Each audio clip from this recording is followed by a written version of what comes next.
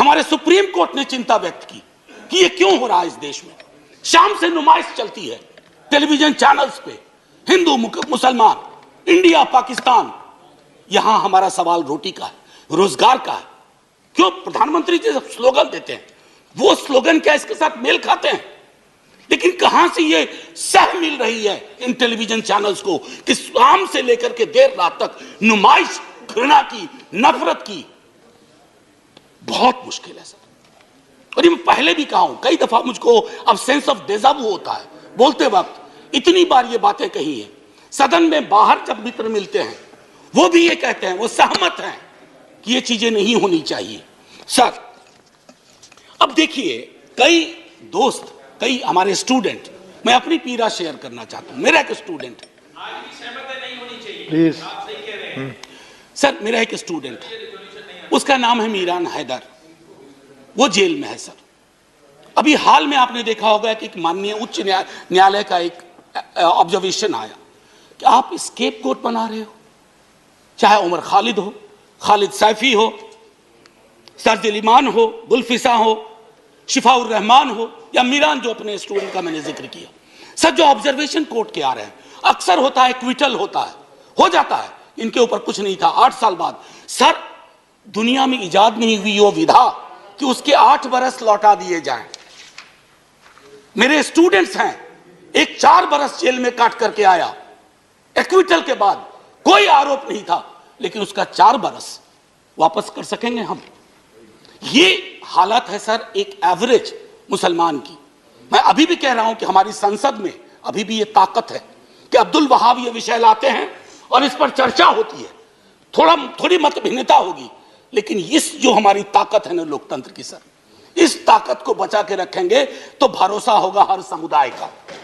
इसकी जरूरत है सर। एक मैं कहना चाह रहा था डिडक्शंस को लेकर के, मेरे कई साथी कह चुके, मैं रिपीट नहीं करूंगा।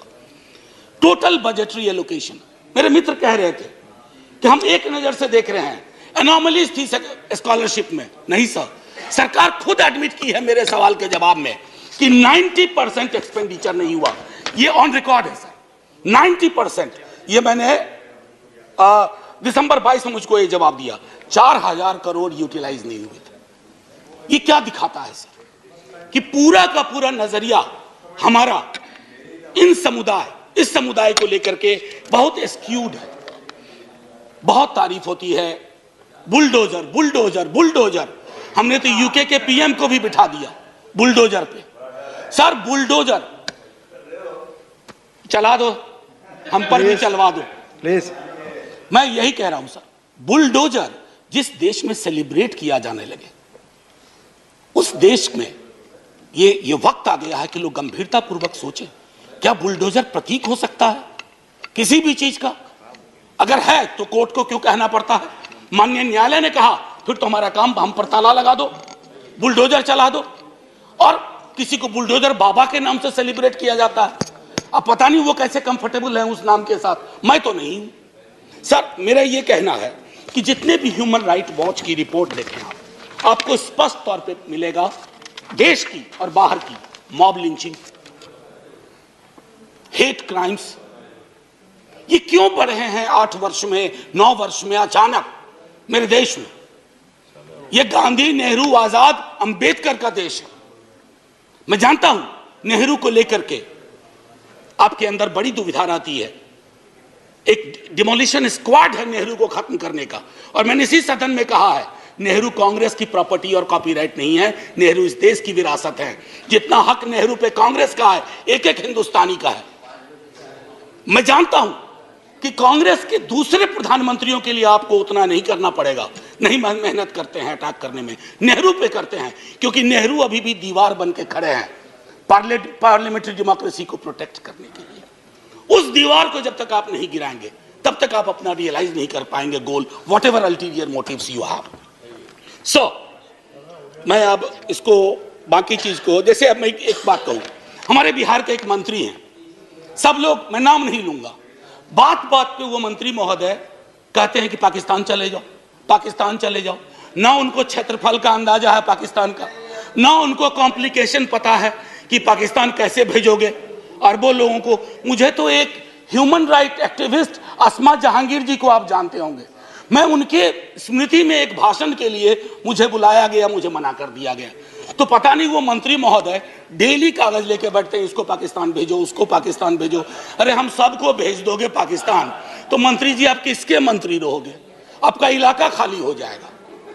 अब वो सीमांचल गए, सीमांचल में पलायन हो रहा है। उन्हीं की पार्टी के लोगों ने कहा कि ये गलत बात है, कोई पलायन नहीं हो रहा। लेकिन आपको वह कैराना मॉडल ढूंढना था सीमांचल में। तो जब तक पूरा का पूरा अब मैं आपको छोटी वानगी देके खत्म करूंगा। एक मोहतरमा है, वो कहती है चाकू तेज रखना, पता नहीं कब जरूरत हो जाए। ये है सर, और इनको मन से माफी नहीं मिली थी एक बार। दूसरे हैं if you want remain silent if somebody tries to kill our mother. ये गाय के बारे में है, सुना 14 तारीख को कॉ हक डे है। मैं भी कोशिश करूंगा सर, हालांकि हमको मरखानी गाय मिल जाती है अक्सर जिंदगी में। हाँ, भाग्य की बात है। तेरा नाम क्या है? मैं कुछ चुनिंदा उदाहरण दे रहा हूं, ये महत्वपूर्ण लोग हैं। तेरा नाम क्या है? मोहम्मद नाम है तेरा, आधार कार्ड दिखा। Hindus who don't vote for me have मियां ब्लड इन देयर वेन्स। महत्वपूर्ण व्यक्ति हैं, मंत्री के पद के अल्लाह। ना अली ना बाहुबली, केवल बजरंग बली। ये भी महत्वपूर्ण व्यक्ति हैं। जो लोग सूर्य नमस्कार को नहीं मानते उन्हें समुद्र में डूब जाने चाहिए। ये तो बहुत बड़े व्यक्ति हैं और अपने आप को नया ऑपरेटिंग सिस्टम बनाना चाहते हैं। हमारे प्रधानमंत्री जी के बरक्स। और इकोनॉमिक बाइकॉट की अक्सर बात होती है, जालीदार टोपी की बात होती है। दिक्कत ये हो गई है सर कि कश्मीर, रोहिंग्या और फलस्तीन जैसे भी मुद्दे को आप मुस्लिम एंगल से देखते हैं। नहीं सर, ह्यूमन राइट एंगल से देखिए, उसमें भी समाधान के लक्षण है। यहां तो घर तक लोगों को नहीं मिलते। ये परिस्थितियां हैं, उनको जान। आखिरी में सब, बस 1 मिनट लूंगा। आखिरी